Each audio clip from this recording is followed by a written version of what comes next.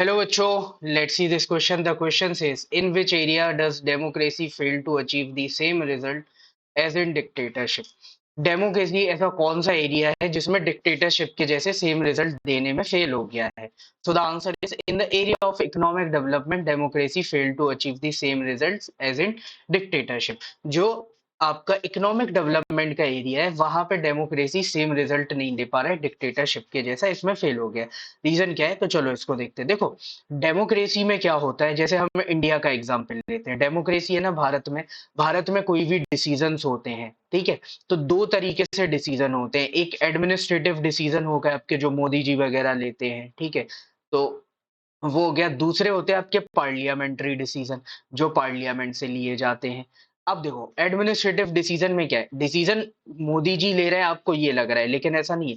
मोदी जी जो डिसीजन लेते हैं उनको अपने काउंसिल ऑफ मिनिस्टर से डिस्कस करना पड़ता है, जितनी भी उनके मंत्री हैं उनसे डिस्कस करना पड़ता है, सबकी राय मशवरा होती है, मीटिंग्स होती है।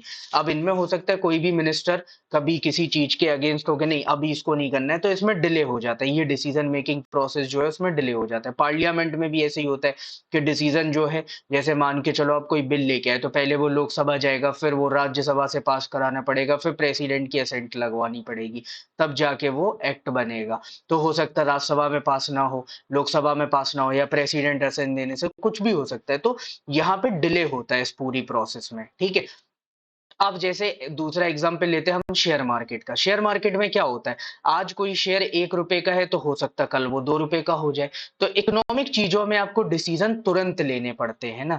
तो ऐसे ही इकोनॉमिक डेवलपमेंट के केस में होता है कि अगर डिसीजंस आपके जितने जल्दी होंगे, तो आपका जो डेवलपमेंट है वो उतना स्मूथ हो जाएगा। और ऐसे और भी बहुत सारे फैक्टर्स होते हैं इकोनॉमी के केस में, जो डेमोक्रेसी में उसकी वजह से वहां पे डिले आ जाता है।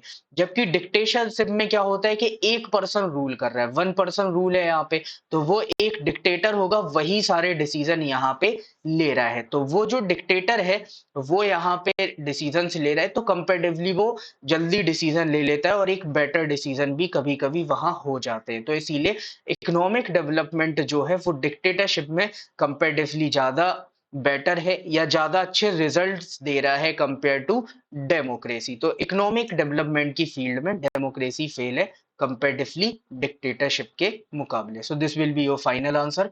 Hope you understood it well. Best of luck. Thank you.